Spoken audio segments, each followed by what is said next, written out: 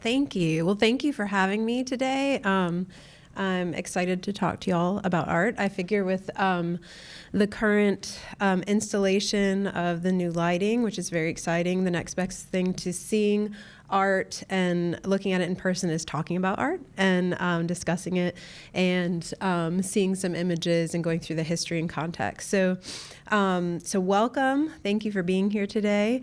And thank you for having me and letting me get to talk about art, which I love.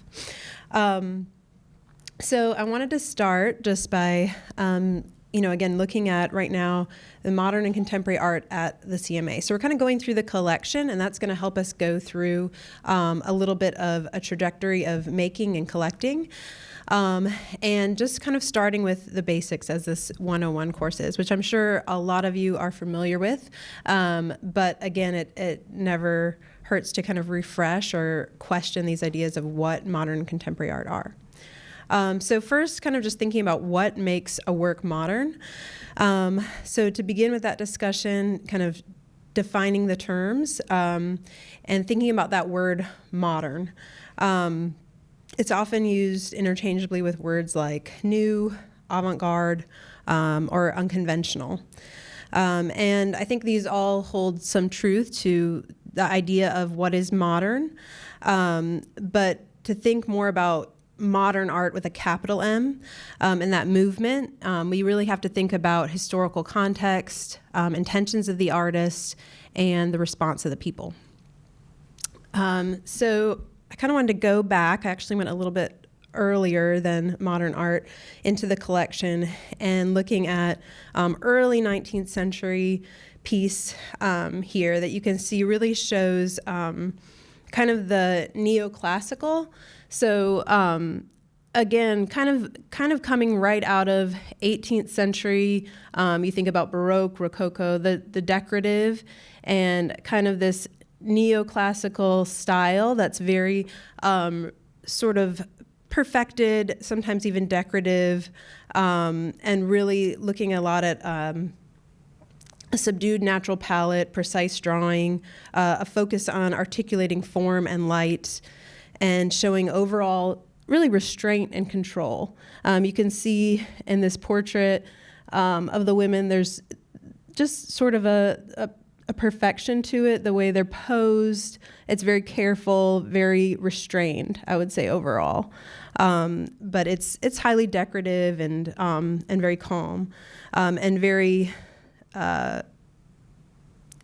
specific to kind of that neoclassical period. So we think of this really before modern art, but I think it helps to, again, set us up for that context of where modern art comes into play.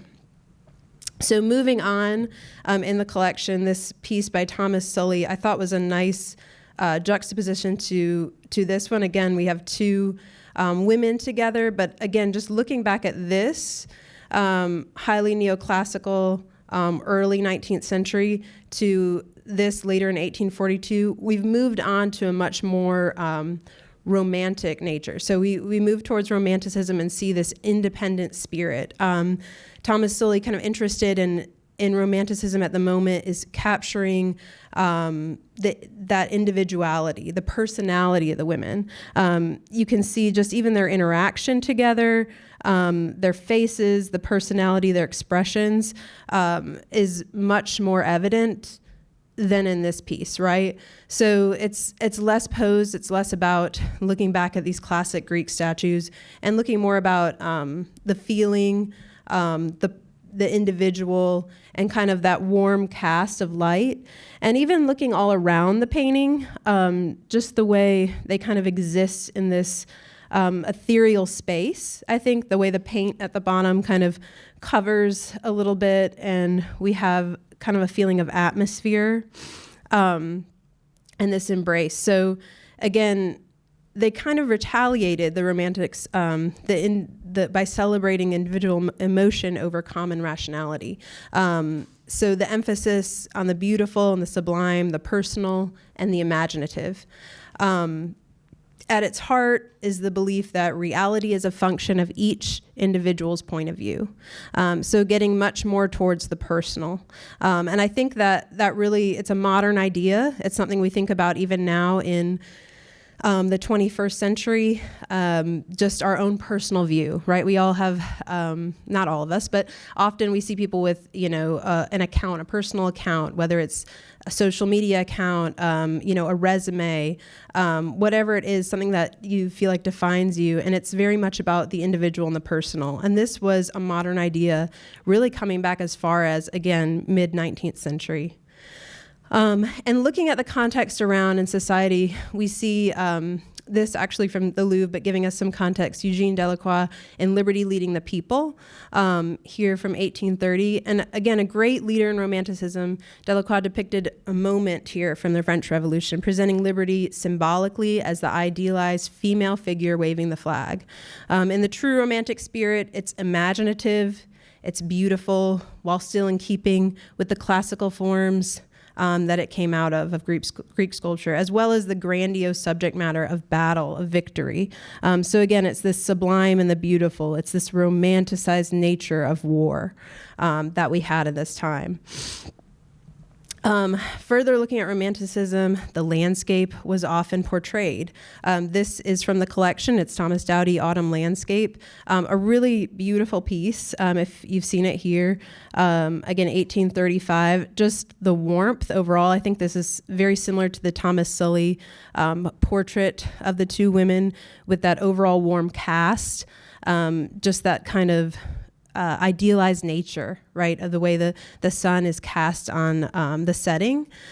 And again, it was common to show this independent spirit in nature. Nature was a way of kind of getting in touch with the sublime, right? So Doughty was an American in Philadelphia, painting at the peak of the Hudson River School. The Hudson River School being, of course, a mid-19th century American art movement led by landscape painters. They were, again, thinking about ideas and aesthetics common with the Romantics. The name came about because they were often painting the Hudson River and these beautiful spaces like the Catskills, the Adirondacks, these vast expanses of mountains and pastures.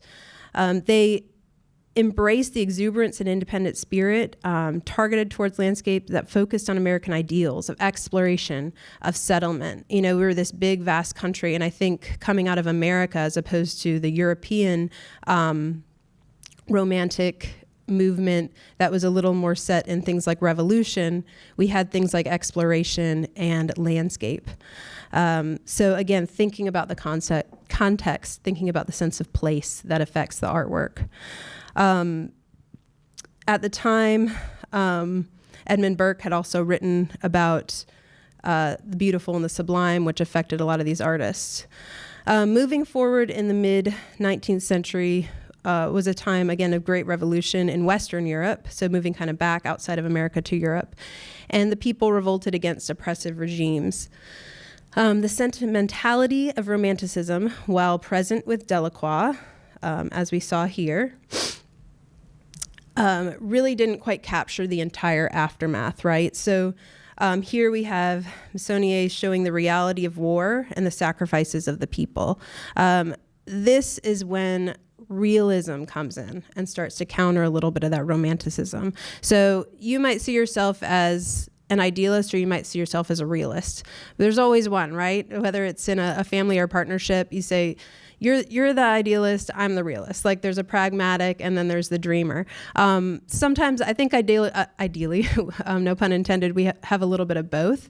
I see myself as a bit of a dreamer, but at times we have to understand the pragmatic and the realist. At this time, I think in art, we see the realist kind of butting against the idealism and saying, what is needed here? At a time of revolution where they're questioning the sense of the people and the people's rights, they really wanted to show the reality of that and not be overly sentimental or idealistic in bringing attention to it.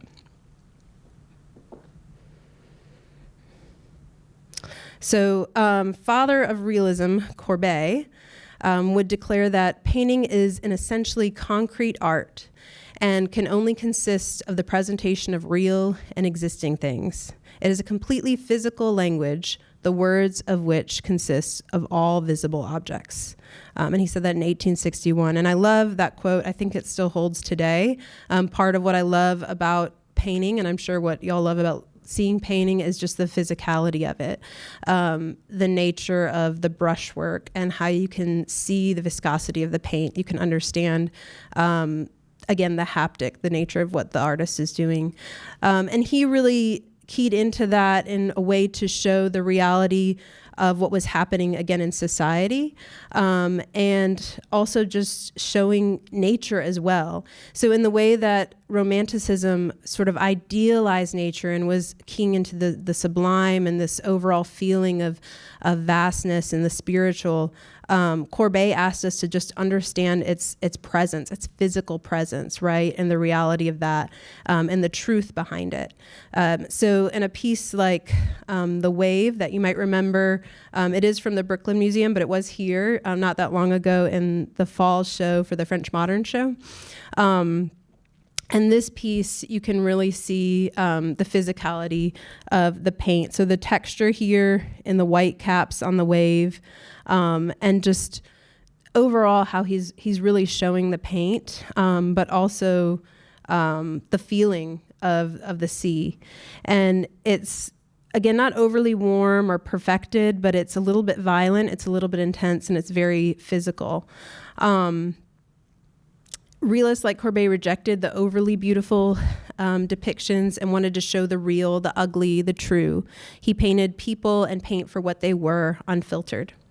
The paintings were radical for their anti-picturesque subject and their technique. Even though we look at this and don't think of this as very radical, it seems very just, something familiar. At the time, this was very radical for what it physically showed. Again, seeing the texture of the paint, seeing the violence of the wave. Some critics thought the artist's waves were too solid, too much like undisguised paint to represent the water.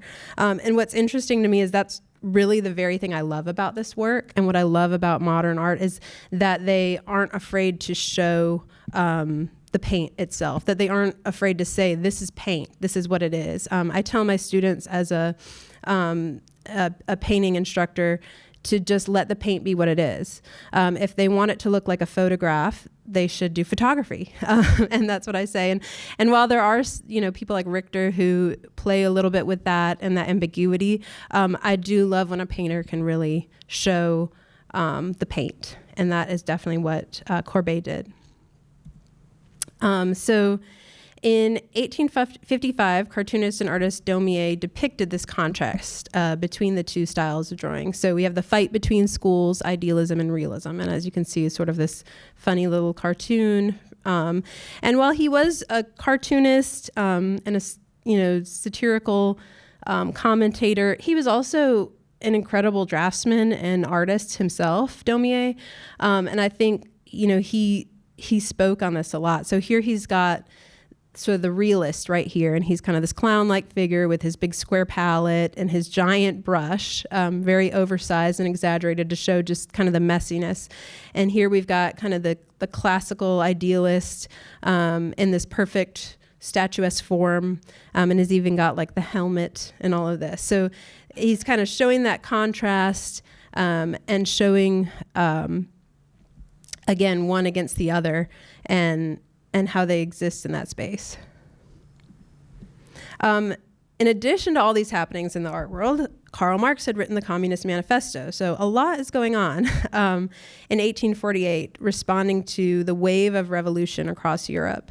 The realists were alive and well, responding to the very happenings in society. And as Marx said, all that was solid and established crumbles away, all that was holy is profaned, and man is at last compelled to look with open eyes upon his conditions of life and true social relations. This unraveling was happening and influencing all of society, especially literature, culture, and of course, art. So we have that idea again of what is reality, what is common man doing. And here again, Daumier, this is from the collection here, the museum, Le Marchand des Habits. So this means the clothes vendor. And it's a lithograph really showing kind of the commonplace parts of Paris. So he's again showing the people. He's known for his satirical and political lithographs, showing everyday life, including the habits of the Parisian bourgeoisie, but also the bohemian, being the artist, the unconventional, this clothes vendor walking about. And he's not afraid to highlight the misery of the masses, much like Victor Hugo and Les Mis, which some of you may have seen this past weekend. So I thought that was also very in keeping with the times here. But he was a realist in his content, even more than his methods. Domio tells us the real stories of the streets. And I think this is a really nice depiction of that. We get a sense, a feeling of the people here and kind of their everyday life. And then with the revolutions happening and the change in the horizon, it had become important and necessary for artists to paint neither the sublime nor picturesque, but the everyday and commonplace, showing the reality of their time and place. And with that, we have groundbreaking work like Edward Manet's Olympia to follow. Here from the Musée d'Orsay in Paris, and just showing, again, a piece that caused a great uproar and critical reaction because, again, this is showing flat, visible paint application, a lowly courtesan, her confrontational stare, all things that were just unheard of at the time and really not celebrated or not appreciated. And he was, again, often rejected from the salons.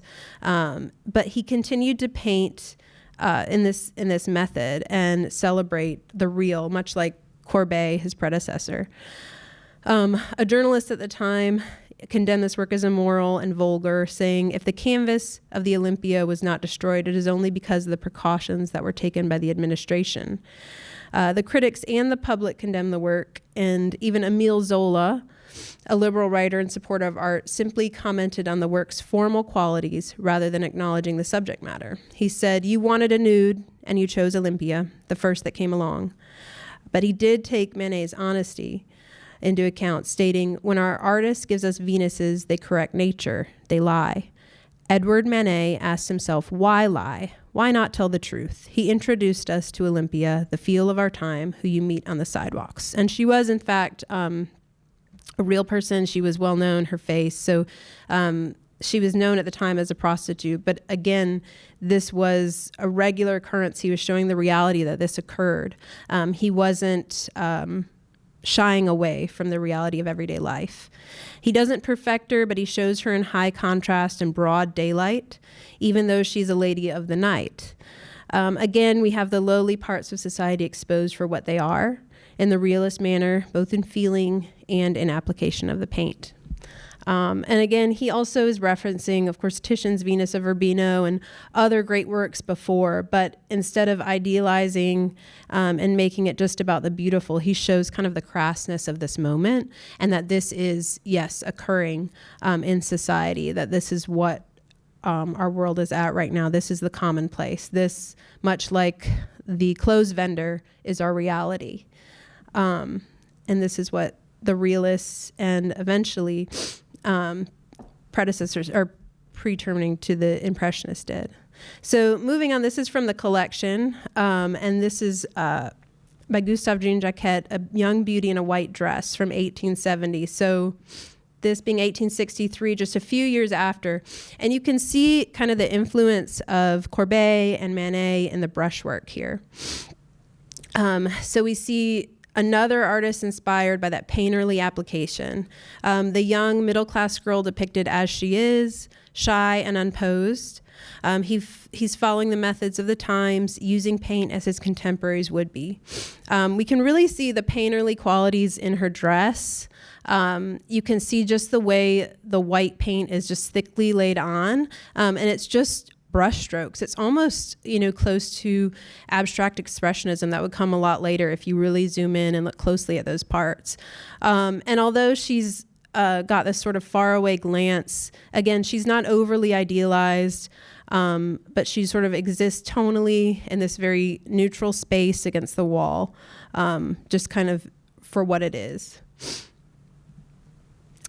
Moving on, of course, after Manet, we have to have Monet. And who better to show the move from realism to Impressionism than him? He took from Manet using those thick, painterly brushstrokes, but with an even looser hand, and more with an attention to nature and light, most often painting, of course, in plein air or outside from life. He painted wet on wet. He let the colors mix on the canvas. He created and invoked a sense of atmosphere, a sense of place, and really, really attributed what time of day it was. As we know, he had haystacks from morning to evening, from winter to summer. And he repeated forms, but just was so caught up in how they appeared at certain times of day and certain seasons, how the light fell on them, how the colors changed. And he was enamored by this at a time when photography was coming up and we had photographers documenting things perfectly in black and white. Painters were saying, what can we do with paint? What can we do with color to show the feeling, the atmosphere, and the nature of light? And they were doing something different. This painting, Impression Sunrise, it really gave the Impressionists their name. And it was an impression, again, a moment. At the time, people thought these were sketches. And they said, no, they're finished. And I think, again, as a teacher, I see students, and as a painter, who question, when is something done? And the Impressionists were able to just paint in that moment that they were sitting outside in the afternoon and say, it's done. I sat here, I painted it, I finished it. And it was that. It was an impression. And there was something really lovely about that, about its freshness. And at a time coming out of people like Courbet and Manet, who were making statements about society, there was also something so simple just about the beauty, again, of nature, but not so much in the Romanticism spirit, where it was so idealized, but just the reality of what they saw and felt.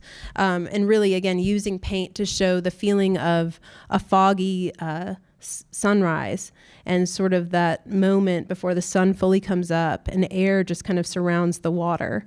The colors and the way they surround and kind of the way the paint creates a sense of space. And this is from the collection that you may have seen here, the Scène at Giverny. And so 1897, we have this piece, and we really start to see Monet at the height of his Impressionist work.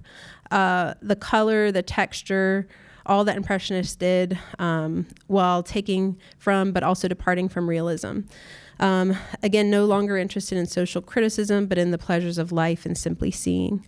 I think here, what really demonstrates a lot of the characteristics of Impressionism are the palette, the use of white. I think that, high contrast was happening a lot before. If we go back to see Olympia right here, we can see that's very high contrast. A lot of darks and lights, and they're more interested in the value changes. But again, what can be done in black and white with photography can't always be done in the same way with photography, the way they do color. So what they're thinking about here is more about the color. And while this wouldn't translate as well in black and white because it's mostly a medium to light value range, the color here is speaking so much because the whites added to the blues and the purples make them actually brighter. They become less black and just about value changes and more about saturation and color interactions. Monet was a brilliant colorist. I love looking at his work in person. It's amazing that we have this here at the museum. And again, when we had the French Modern, so I think seeing all these and seeing the way the paint and the color really works on its own level. It's this image of the water and the trees, but it's more than that. It's just color working together to give a sense of season, of space. And it becomes flat, but it also is spatial at the same time. Another piece here is Ferry Boat, and you can see this a little more coming out of realism with the palette, but starting to get light in these lighter greens. We also had a lot more synthetic colors coming about in the 19th century, so the palette's going to change a little bit, and we've got a lot brighter colors, less of these neutral earth tones. And again, the use of white, I think in the sky here you can see, and how the addition of white to the palette really brings out the colors. It's less so much about just a value range and more about a color range and color interaction.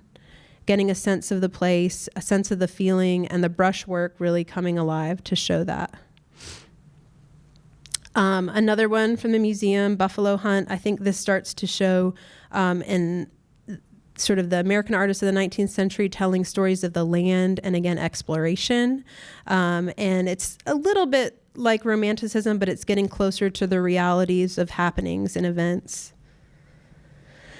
And then moving on with Impressionism in America, soon Americans like Charles Ethan Porter came after Manet, and you can really see, I mean, this to me looks so much like a Manet. You can see the influence he was having, even around the world. With this still life, just the thick application of paint, the beautiful use of color, and just the attention to that. Again, it's not super strong in terms of value changes or shadows. It's more about the movement and the color to express the feeling of the still life. And then William Merritt Chase, who we have here as well in the collection, was an American Impressionist, expanding on the strides the realist had made. At a time of more stability in the turn of the century, we saw him painting a lot of society figures. And he was popular at the time to paint them and to be chosen to paint their portraits. He was broad with his brushwork, but truthful and restrained with his color. The honesty and freshness of his work was coveted amongst society. He influenced many American artists of the time and also started the Chase School, now known as the Parsons School of Design. So he made quite an impact just with his work and also just with his patrons who just had him paint them. So these people in society would have him paint them, but he really took it as a moment to experiment with his brushwork and to show characteristics of the movement. But again, this is still more tonal than kind of Impressionists that are working in a much lighter palette like Monet. So the Americans, as sometimes happens, were a little bit behind with the French and a little more tonal here and less about color. But eventually we would see them using more color and brushwork here with Elliot Dangerfield, this beautiful piece, very textural. And you can even see in the slide, obviously in person even more so, but you can start to see the thickness of the paint. And again, the use of white, just really bringing out color, creating a glow and creating this ethereal. This is also a time after Impressionism where we have post-Impressionism, symbolism, the Nabi, the intimist. We've got all these isms and movements happening, right? So we start to see things like symbolism and less traditional Impressionism like landscapes. Also, German expressionists start to tell stories and think less about realism and more about meaning and the way they portray figures and the way they use composition and shape. And here, again, American regionalism heralding sort of that domestic landscape in the early part of the 20th century. So a growing Western front, wild frontier begging to be featured in these artists' worlds. So really looking around them at this great expanse, much different than kind of the very urban industrialized Paris. So again, that context and that sense of place really affecting the artists at the time.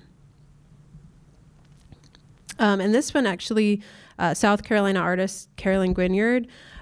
So you can see again, kind of coming a little bit out of Impressionism, actually really similar to the Monet palette with that light kind of blue pastel.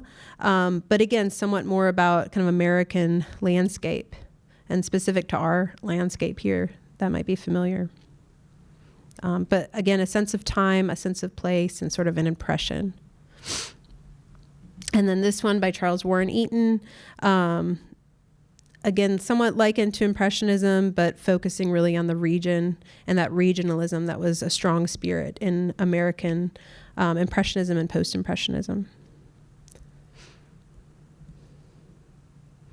This one by Robert Edward Miller, Sunbath. So this one, a little more like kind of Impressionism you would think of in Europe in the end of the 19th century, but we're looking at 1924 here. And this also, I think of the Nabi and the decorative, so post-impressionists like Bonnard or Vuillard, who were really thinking about the interior and domesticity and starting to take us inside. You think about Mary Cassatt and artists who are showing just kind of domestic life. And again, this came out of going all the way back to, again, mid-19th century, 1850s, starting to show regular people. The painting starting to be a little bit more about the individual. And then eventually, coming out of maybe commentary on society, but just about the personal, about the intimate. And that's where we have Miller's Sunbath here, kind of sitting in that place. And I think just the posing, the way her back is to us, but we see her in the mirror, the cropping. I think it's this intimate moment where we have her at her vanity, the sun coming in. It's kind of a delicate moment. And it's about how paint can really capture that personal warmth and experience.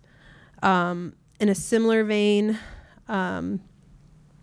this painting as well, kind of showing again that domestic interior space, really very painterly, and just a beautiful depiction of a young girl. I think somewhat like, again in the vein of Mary Cassatt, but just even more, also kind of taking from Olympia, just with that sort of that gaze or that stare that goes out, and it becomes about a little bit psychological about the individual. Even in sculpture, as far as the late 19th century, we saw, again, these sort of domestic scenes and more everyday. We also think about like Degas and his ballerinas, his dancers, and just kind of everyday working people and what they did. Another piece from the collection, Hilda Belcher's Scarlet and Blue. Again, I can't help but think of Mary Cassatt here as well as influence, but a lot of Impressionists and Post-Impressionists. The way that she uses just that curtain, that blue in the background, it really becomes about color to kind of surround the space and create a moment of intimacy.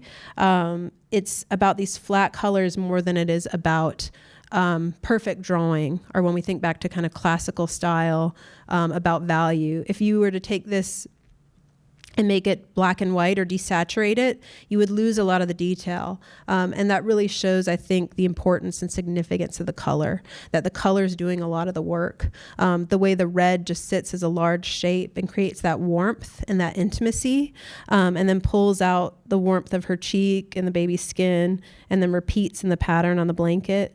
And then just kind of a peek through of a little bit of a landscape too, creating kind of an interior exterior, which is also what these domestic scenes would do. You think of Matisse, he often had windows and he kind of showed the inside outside. And a lot of these artists were playing with that too, just looking at more everyday interior spaces.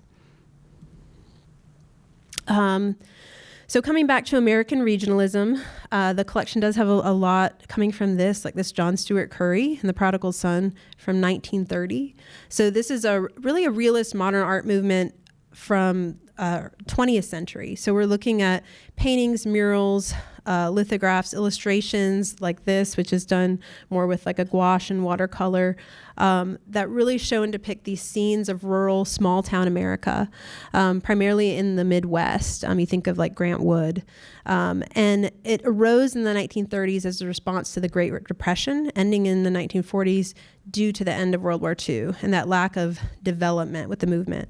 So its height of popularity was really in the 30s, like around the time of this painting by John Stuart Curry. And it's widely appreciated because it's so reassuring at the time. So kind of coming out of World War I, these images of the American heartland, it's amongst the Great Depression, but it's these, again, just sort of conservative traditionalist styles that were sort of needed at the time in the context of society. And it was really opposing the perceived domination of French art, which was doing a lot of different things. Again, this is when we start to get into the isms, and we've got Cubism, Futurism, and all these different movements. And in American regionalism, it's kind of just getting to the roots. It's a little more traditional. It's a little more stable. It's what the people in this society and amongst within the Great Depression, and we think about these times, we think about the grapes of wrath, right? This is kind of what people needed to see. And the artists responded, and I think that they were still very hopeful and very honest with what they depicted. The landscape itself, like this South Carolina landscape, still thinking about color and form, but just kind of creating a sense of warmth and home and familiarity within it. And then these by Charles Courtney Curran, where he really gets a little bit back to that romantic spirit of the vastness of the sky, but in context of, again, our American landscape. And kind of using these small figures to just show that continuity, the individual within it. So here with the boy in the middle, and then we've got the little fox right here. So he kind of takes you beyond and then circles you back to the small and the vast. And then continuing with American regionalism, I think even just commenting on the times and kind of traditions, like this Kira Markham square dance painting, I think really shows traditions and interaction, and it's playful. It actually makes me think of Daumier and his illustrations a little bit, the way the figures are, again, somewhat playful. They're not totally realistic. They're certainly not classical, but they're a little bit humorous. They're more fun-loving. It's a time, again, we're getting into now post-World War II, where, again, looking at in the 50s and 60s, you think about post-World War II, just kind of a settled American spirit that really comes alive in this painting. And at the time, too, we have other artists, even in Europe, doing still life and thinking about kind of contrasting all these different styles. We've got kind of 18th century with the wallpaper behind, and then a more modern look at the still life. So starting to question the past, like with this still life that we have, which is really beautiful in person. And then moving again into isms, we've got this Leon Kelly standing model, and we think about futurism. So from the late 19th century to the mid 20th century, that's when we saw that huge burst of change. And when we think about, again, all the isms, right? It was global, but really evident in Western Europe, Paris, France being the epicenter of these events. The turn of the century took us out of a period of advanced industrialization with machinery and rapidly growing technology. A time of change, speed, communication, and growth. As always, art was quick to respond and embody the times. Futurism, as shown here in this work, as well as Dada, were among some of these movements that kind of reflected that. So here, the reclining nude, I think really shows kind of a little bit in between kind of futurism, which is about movement and showing different facets, and kind of taking us a little bit towards cubism. And again, you see the figure very abstracted and kind of taking the figure apart a little bit. And, you know, going all the way back to Cézanne in the late 1800s, artists were starting to say, how can I look at something and see it in movement? How can I see it in multiple images? If I look at a still life and I move up and I move down and I turn to the left and I turn to the right, I see different parts of it. And how can I show all of that in one painting? And so I think, you know, at the time there's photography and eventually film, which was able to do this in other ways, and sculpture in some ways too. But I think in painting, they said, how can we do this in a flat canvas? How can we show all these moments at one time? And Cézanne would, you know, go up and down and show wonky or wrong perspective intentionally to show multiple parts of the whole. And I think here in this reclining nude, we have that as well.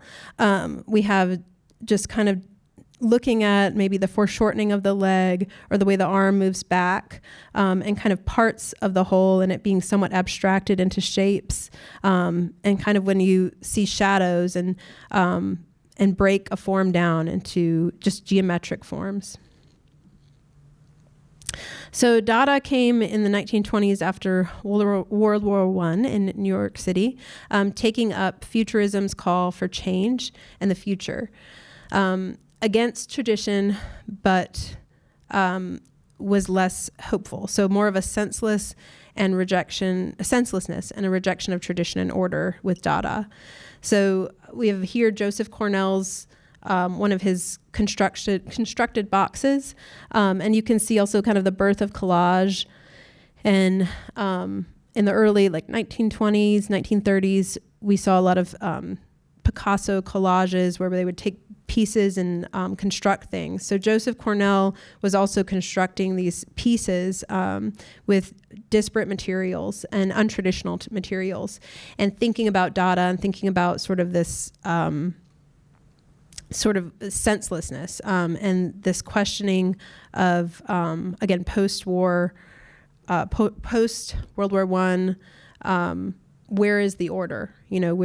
How do we question tradition, and how do we think about the avant-garde? How do we make a statement about art and how it can just be, Duchamp's ready-mades and just objects can be art now? And so really getting outside the box, again, no pun intended, with just the type of materials they were using and the questions they were asking with the work. I think here also with this painting, we start to see the movement of abstract expressionism coming into play, this being a little bit predating that, but still starting to see, again, breaking up the form, abstracting the form. So taking something like a still life and then breaking it into shapes, taking strong black lines and just really working with the form and the composition to reinterpret it.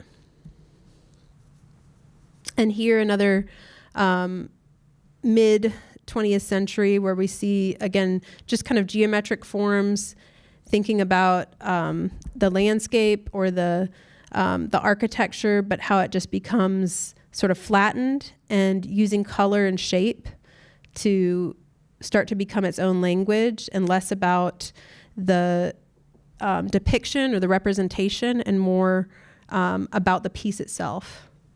So slowly abstracting form, just like here with Milton Avery, we also see here in Girl with Cello from 1958. So at this time, again, I really love this piece in person, just the color. We see artists, again, working from representation, but starting to break it apart to see other things within it.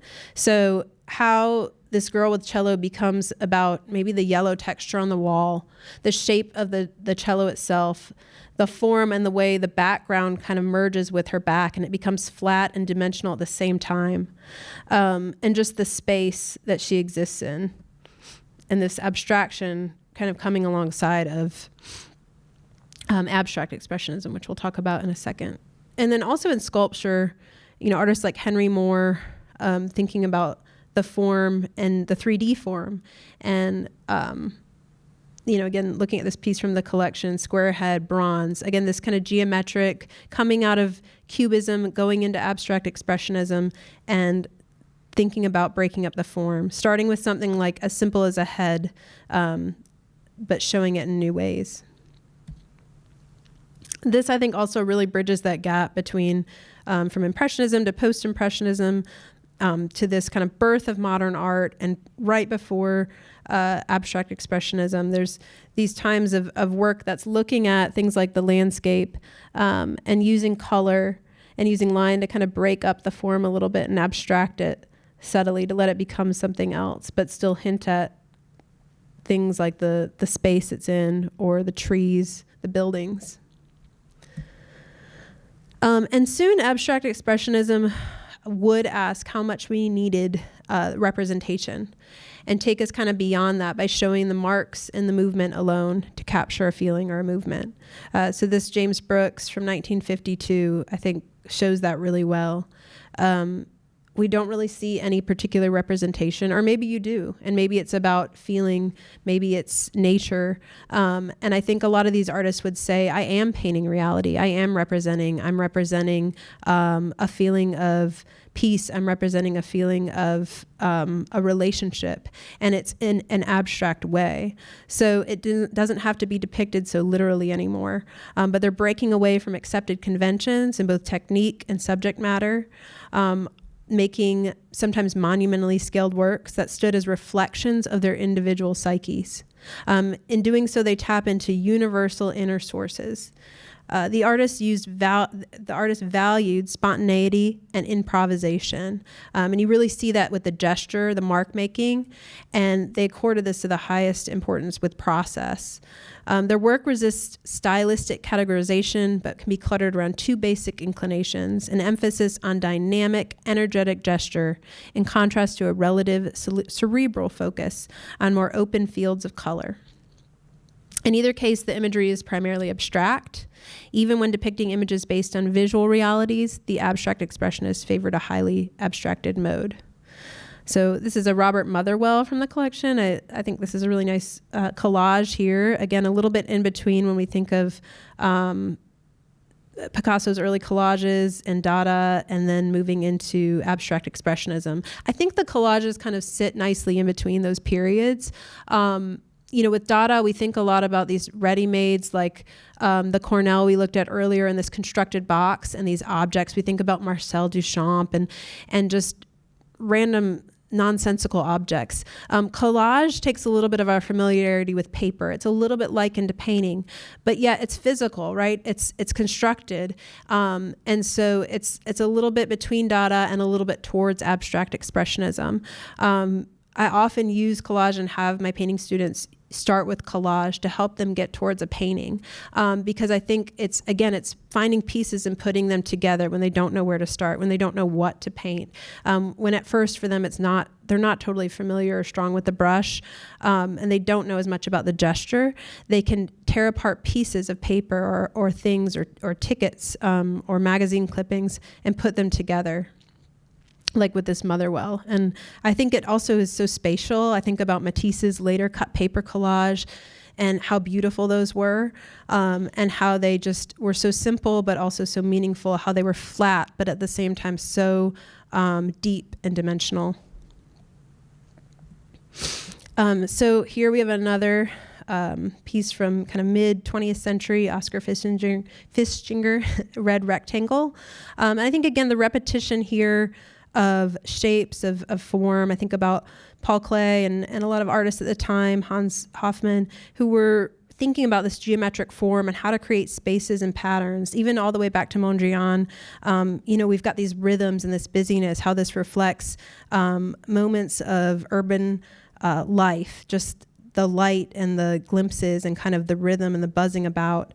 And it's just done with these simple forms that are familiar to us and a little more accessible in a way. And it's also really just about art and about painting. We see value scales in the background. We see simple primary colors in the front. This could be a color theory class study that a student does, but it's very accessible and it teaches us, but it's also about a lot more. In a way, the abstract expressionists, I think, really did more with less, right? There was an economy there by just having simpler forms that could be more open-ended. This one by Paul Reed, again, just showing kind of using the composition, using the space, using the edges of the canvas as shapes go beyond it and get cut and cropped, and color as well. I think that this one, even from our view right now here on the screen, we get a sense of it, but in person with that large scale canvas, that's where the color really starts to resonate. Our understanding, our brain doesn't really compute color until it's 12 by 12 inches or 1 foot. That's why if you go to paint your house and you get those little paint swatches, it's all wrong, right? And I end up putting a bunch of them together until I can get a 1 foot square so I can really see what the color is.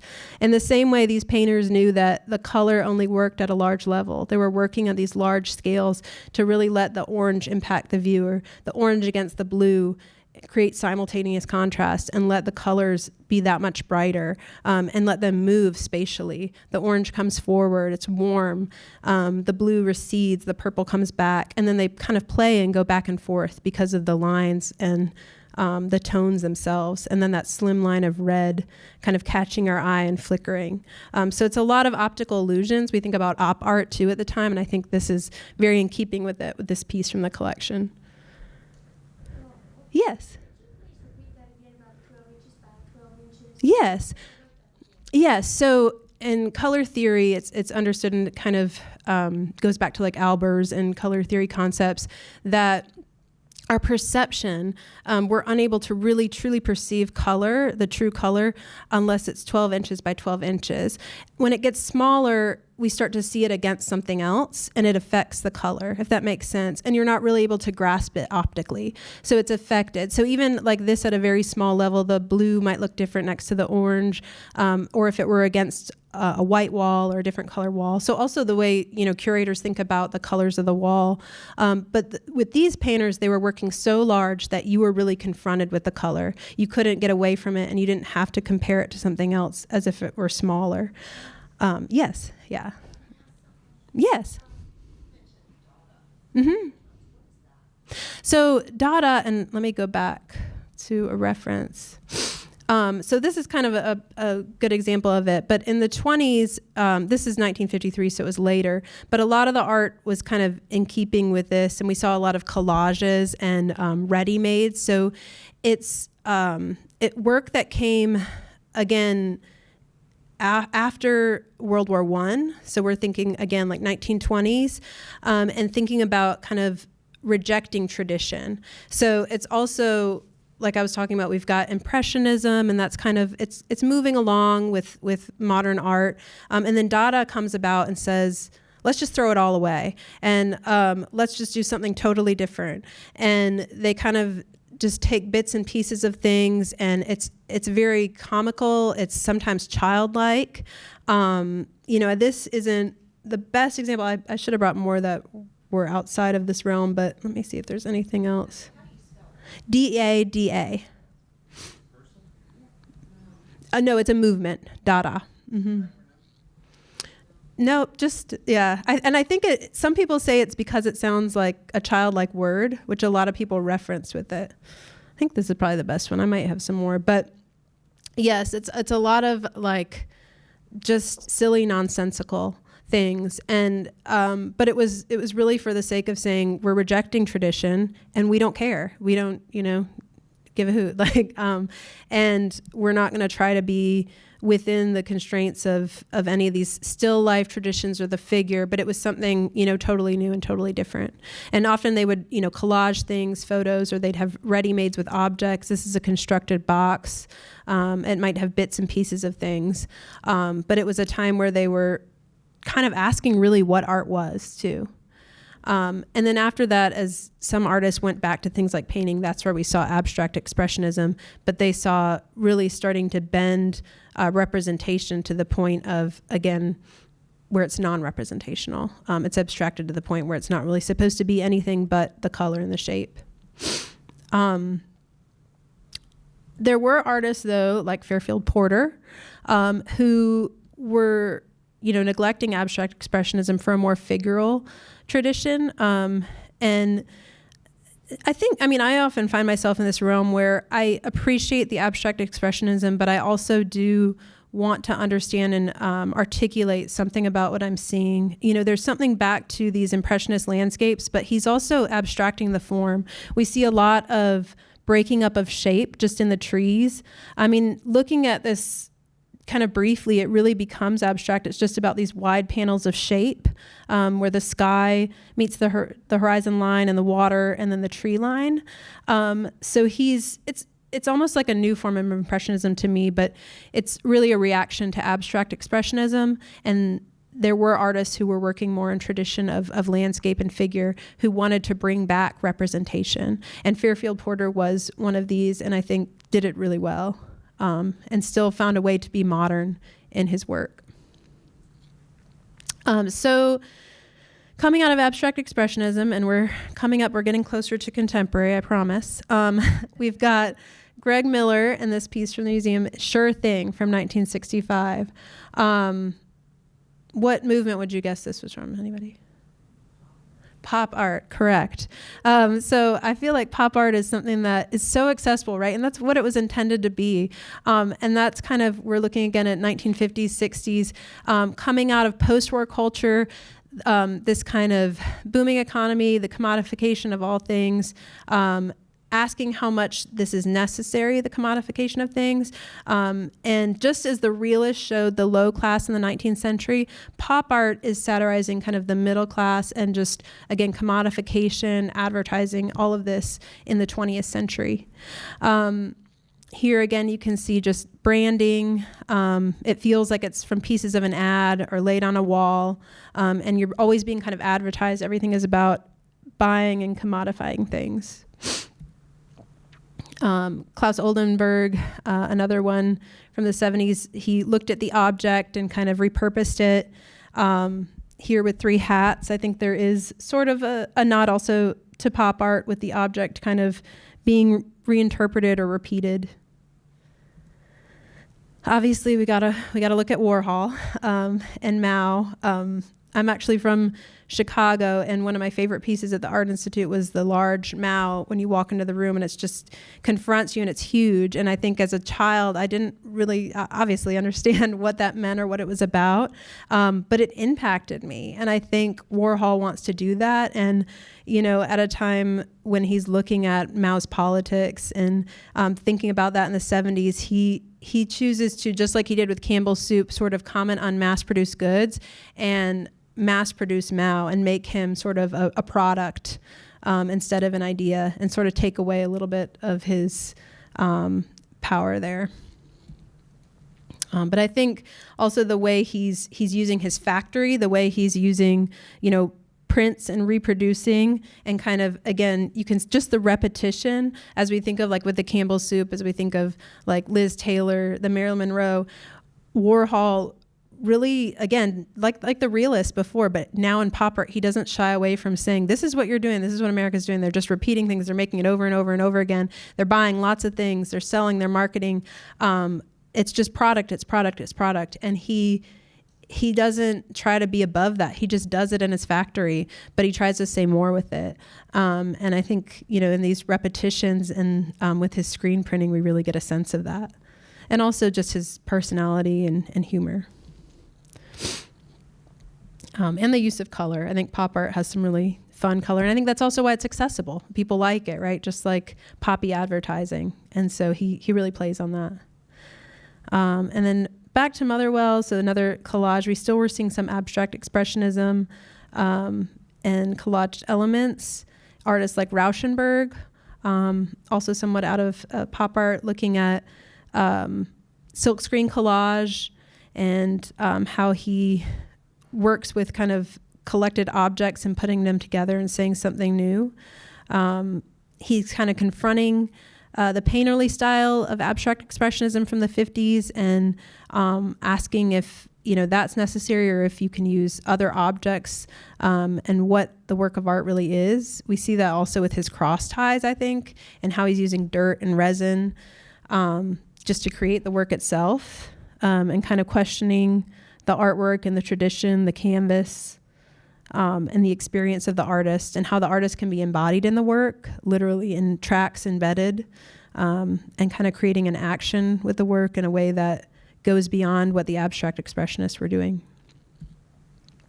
And then Sam Gilliam, which we're going to have a show soon, I think, coming with that. And I think this is a nice one showing his process and how, as now we move into contemporary art, I told you I'd make it there, in 1970, we see artists really identifying the process. The abstract expressionists were doing this with their mark making, with their bold bodily movements, their large canvases. But now, you know, artists are starting to say they're taking, you know, different materials and they're working them across the surface, and they're printing and they're embedding and they're layering and they're spraying, and there's less rules, and it's more about what are these materials? How can I show you what my materials are? How can I show you my process?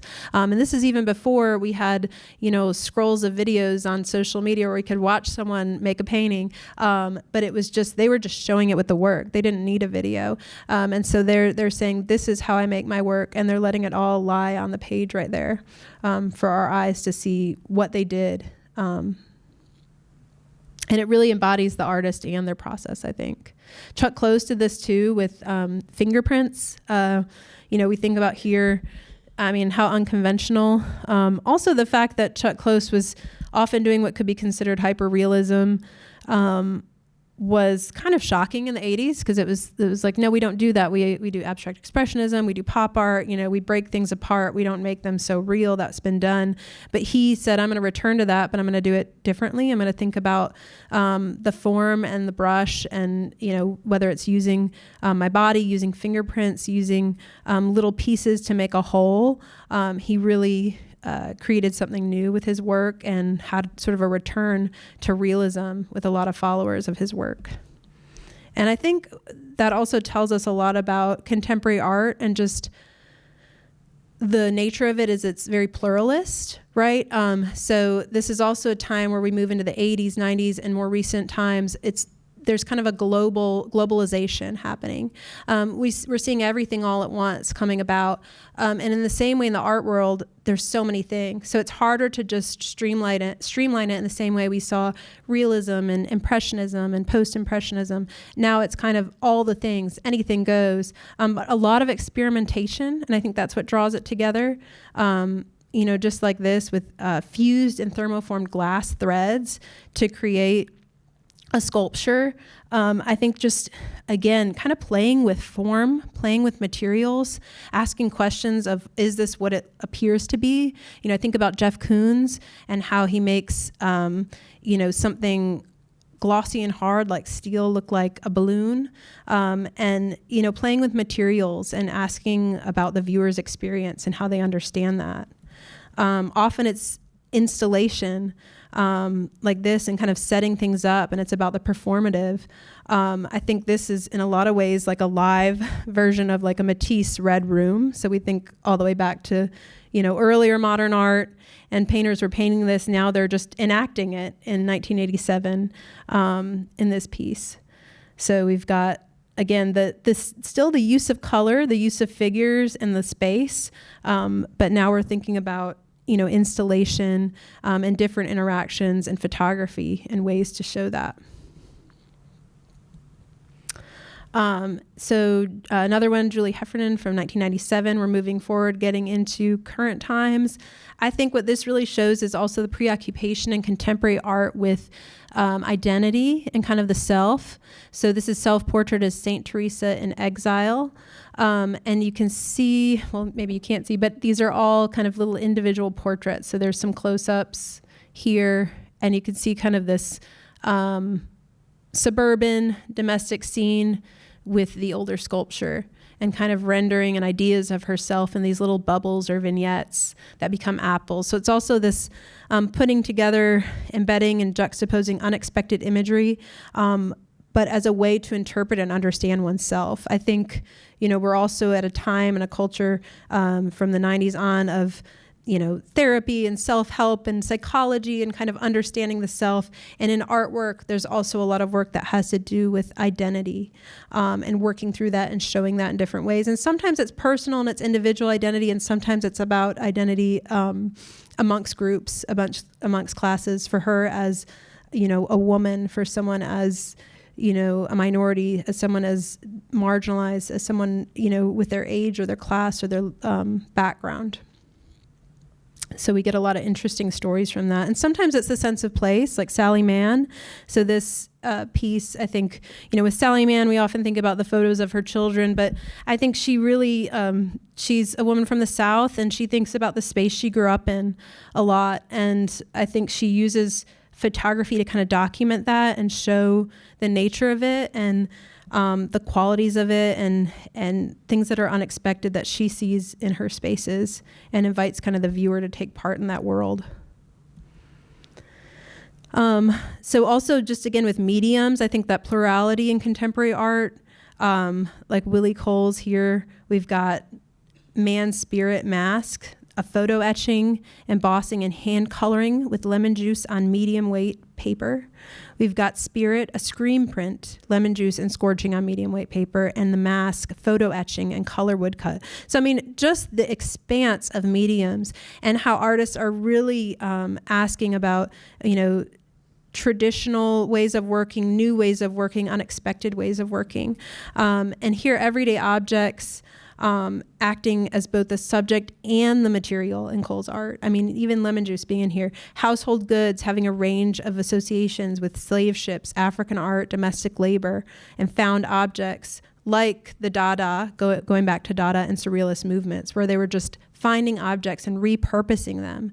So Cole's is doing that in a new way. And that's a lot of what we see in contemporary art too, is artists kind of hearkening back to older movements. So a lot of people say, oh, painting's dead, or contemporary art, everything's been done. We're in postmodern world. We're in, what is contemporary art?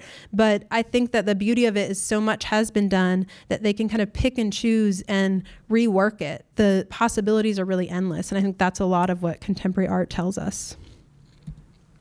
So here, Leslie Dill, also, I think just the materials. We've got a lithograph on tea-stained wove paper with Japanese paper and thread. And she creates these drawings and prints and installations where she says it's an alchemy of language and its power to embody sensory experience. So I think really thinking about the materials as ways to draw the viewer in and help them to experience things is something that a lot of newer contemporary artists are doing as well. And this one, again, from the museum, 2001. So really embodying the spirit of contemporary art. And I'm sure y'all have probably seen these in the museum as well. Bob Trotman's really fun, just engaging sculptures done with wood, timber, and wax. I think another example of contemporary art seeing plurality with materials. So Caitlin and Martin, even just the naming I love, from 2008. And the materials, again, here actually go back to historic references. He's not using plastics. He's not using as much modern materials. He's using wood, carving wood in the same way you would think of traditional wood carvings in an old church from religious icons or old 14th century ship figureheads of something like a mermaid or something. They would be carved from wood. And he's kind of calling back to that form. And then he's using wax and tempera, also extremely old traditional forms. But instead of doing that as these older forms were creating iconography or religious sculptures, he's showing modern American workers in business attire reaching upwards, sinking into the floorboards, commenting on the worship of work, money, our culture, and the loss that's represented. So no longer a religious icon or narrative mermaid, CEOs now as icons, which I think is, even especially today, just also relevant. This is back to 2008, but I think he's really questioning just the nature of American work life and experience, and using older art forms to do that, which really creative. And he's from North Carolina, so relatively local too. And then also carrying on with identity, we have Mel Rosas calling back to earlier art forms as well. We think about surrealism with this kind of the sense of place, the landscape through the doors. And Mel Rosas identifies himself, really as an American and a Panamanian, so being from two places and kind of working with North America and Latin America and kind of combining those ideas through dreams like surrealism did. So this combination of imagery is also common in contemporary art. And also autobiographical work, vulnerability, and storytelling, I think, are a big part of this season and nuance in artwork. Another one here. And just these little moments of things to show childhood or references to his culture, but also using traditional things like the doorway, things in painting that move us beyond and question spatial limitations. And again, in playing with materials, I think this wave vessel is really nice. This is actually porcelain. But again, we see it almost as like fiber or bending or moving. It seems soft, but again, artists just questioning the materials and having the viewer sort of play a little bit with what we're seeing and what it is. Ed Ruscha is another one I just wanted to pull up because we have this ghost station. It's almost just white, but what it refers back to is this painting from 1963 of the Standard Station, one of his really well-known paintings. So Ed Ruscha spent a lot of time recording, just photographing and creating images of things he saw from where he lived in Oklahoma City to LA on Route 66. So another very American theme from a guy who's a painter, an artist, a designer, and just thinking about what he's seeing. And I think this painting, I mean, the way it's divided on the canvas, it almost makes me think too of abstract expressionism, and then after that, just op art and just kind of the shapes that are there and the use of one-point perspective, but also kind of this very American theme of the gas station, right? And we're driving on roads and we're all going around and it's things that we see. So there's also a reference a little bit, that's that idea of pop art. And what he did is he went back, so this is this 1963 and this is the 2011, and he repurposed it really through a printmaking process.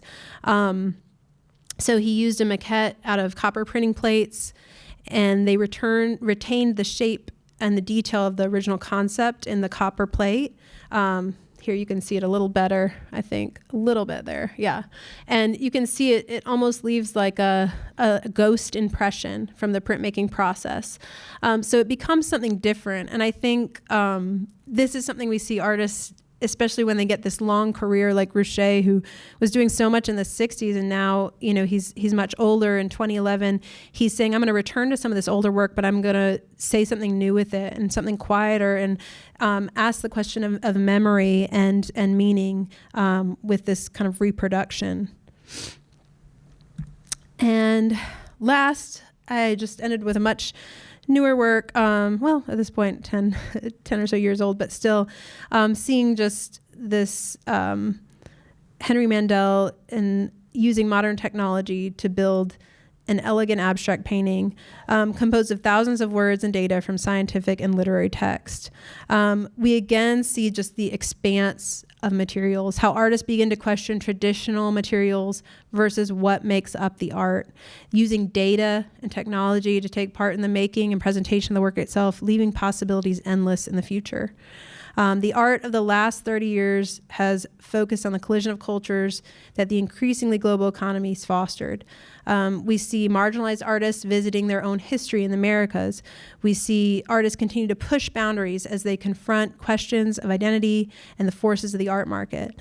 And as seen in this very broad and expansive overview, thank you for joining me on this journey, art responds to society, but society also needs the dialogue and representation of ideas through visual constructions and interactions. I think especially today, we have to celebrate the importance of art's role, of seeing art, of seeing good art, and what it says, how society and media are saying things and responding to culture, but art really says more in different ways. It creates a visual language and creates a space for us to reflect and really understand things that are happening and things that are being challenged in our culture. So I hope you enjoyed this survey of the CMA's Modern and Contemporary Collection. Thank you.